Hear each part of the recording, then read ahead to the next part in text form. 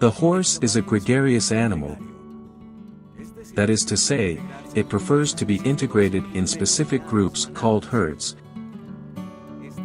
This is characterized by its temperament, which always orients it to enjoy life outdoors in the countryside, and to move in complete freedom. For this reason, when we take horses out of their natural space, we must have careful treatments in which we can administer the basic and essential elements that allow them to enjoy good health, enjoy welfare, and have the necessary protection so that they do not suffer from diseases. Importance of a good equine management.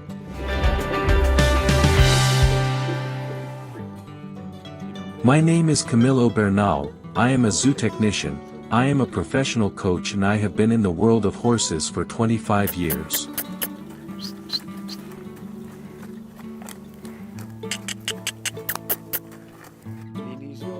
I never had a horse, nor my family, nor farms, nor anything, but I always liked them. I always had a certain affinity towards them, and that is why I decided to study zootechnics, because I thought I was going to have a lot of contact with horses, and actually no, I did not have any contact with horses. Horses were the least studied thing in zootechnics because they were not, supposedly for my professors. I was not a zootechnical species, that is, a species that produces something like pigs, like chickens, like cattle, so I definitely did not see them, but that was what pushed me the most to study about them, to get into this world, to start working in equine fairs to get to know them better, and finally, let's say, what triggered me was to start working in a riding school where I had more contact with them daily. From there I stayed in the world of horses. If I tell him that he stays there, he stays there. What I have liked most about horses has been everything I have learned from horses, for me. Well, first I learned about horses, how they were ridden, how they were handled, how they were fed, everything that had to be done to do something with them, to make them useful. But now I am learning is through them, what they represent to me, what they give me, what they teach me. How can you learn through them? And that is why I started to study coaching, and I graduated as a coach, and then I started to do like the union of coaching and horses. I did not invent it, that is already invented, but I have my own method and my own way of doing things, and that is what I do not like about them, that you always learn with them, you learn from something.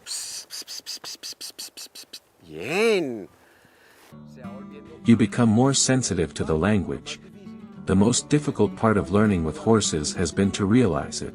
It has been to take the message for me, it has been to recognize that in the times that I trained and that I was violent with the horses, it was my own violence and my own fears that I was expressing with the horses. It was not that the horses were violent with me.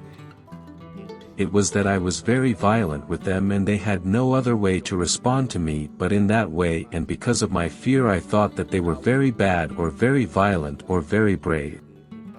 So I used to practice handling with them or training methods that were more defensive and aggressive towards the horse, and then I recognized that everything that the horse shows me is a reflection of myself. That has been the most complicated thing. That has been what has brought me more joy, but also more pain in the way I recognize it, and I know what I am and it hurts me to know it, but I have the horse that always shows it to me. The health objectives can be achieved through the application of appropriate hygiene measures, the provision of a balanced diet, in quantity and quality, clean water at will, good facilities, efficient management, and the presence of trees in a quantity and arrangement that provides shelter and shade. In cases of extensive breeding, all these aspects lead to provide the horses the animal welfare they require. Always based on the rules of good management. a very broad and important concept that will help to better understand the world of horses. Equine management. First we have to take into account one very important thing, and that is that we put the horse where it is, that is the horse. If we have to manage the horse, it is because we have it in our environment. We are not in their environment. A natural horse, a Mustang in the USA or a Branson in Australia or the marsh horses or what do I know. Those horses do not need any management. They live alone.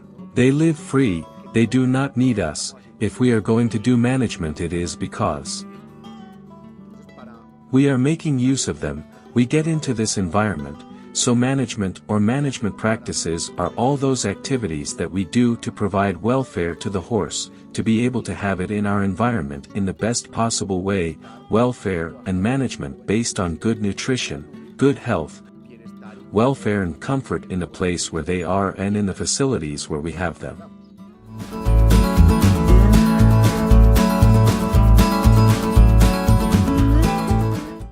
Equine management is based on 4 fundamental pillars, which seek to provide welfare to the animals, but at the same time assessments must be made to evaluate objectively if each of the management objectives is being fully met, with which we seek to have the animals in the best possible condition, both in terms of food and health and comfort. The management practices or management is based on 4 fundamental pillars. 1. Nutrition. 2. Health. 3. Facilities and welfare. The horse's comfort and how we go to that horse that initially is in freedom or at some point could have been in freedom, and we are going to bring it to us to give it a management that is based on what we are interested in that horse. We have to provide everything that the horse needs to be comfortable, healthy, sound, and qualified to provide us with that service. If we do not have good management practices, if we are deficient in the management we give to the horses, that horse will not be of any use to us and will become a burden, an additional cost, but maybe some will be able to bear that burden and will be able to pay for it. But finally the one who is suffering is the horse. In other words, we are affecting the horse's welfare by not having good management practices adequate to the place where it is and the facilities we have and what we want from it.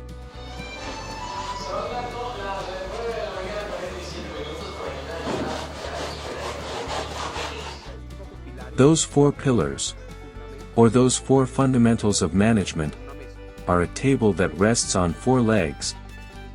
If one of them is missing, that table will be unstable and one will always affect the other. They communicate with each other. They affect each other or benefit each other. I cannot, a clear example, I cannot have an obese fat horse feeding excessive feed and pretend it is healthy. That horse is sick. I cannot have a fat obese horse with excessive feeding and pretend that it is healthy. That horse is sick. I can see it fat and shiny and it looks beautiful, but that horse is going to be sick. It is not a healthy horse. I can have the horse in the stalls super well. They are built with the best materials, with all the best conditions, but if that horse does not have contact with other horses, it will not have welfare, it will not have comfort, because it will not smell, it is not expressing its natural behavior, so I cannot leave one apart from the other 3, no, the 4 work and they work as a team, it is impossible to separate one from the other.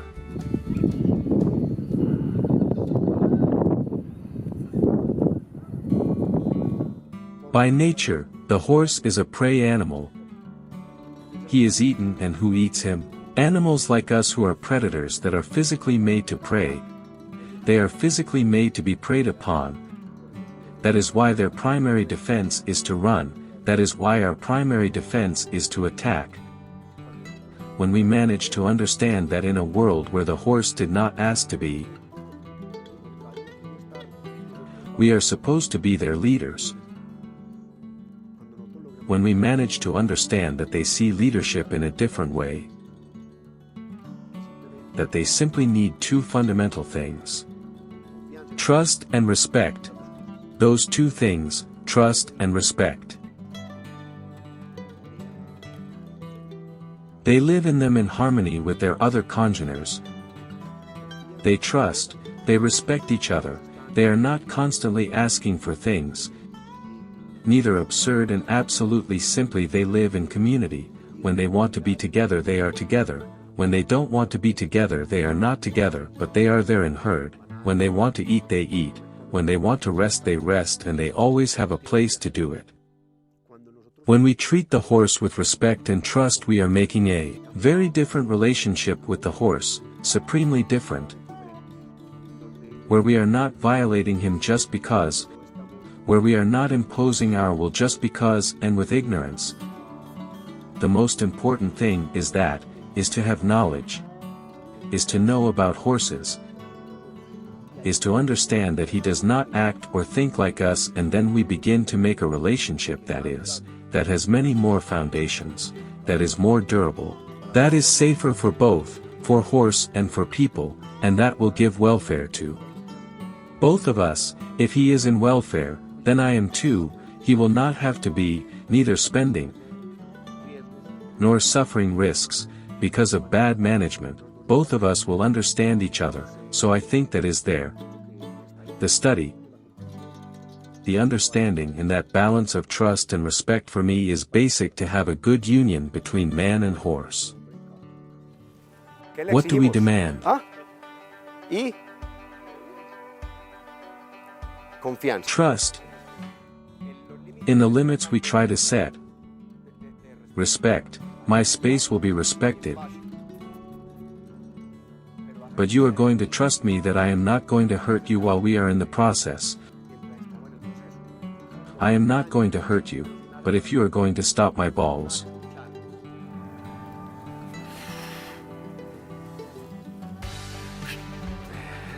Without further listening.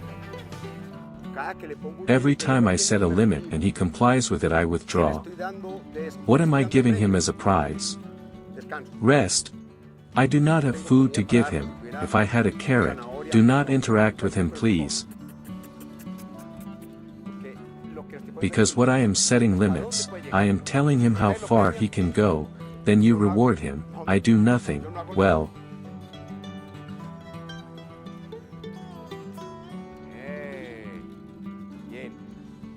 He stopped but he turned around. Come on, we are seeing that he is understanding a little bit.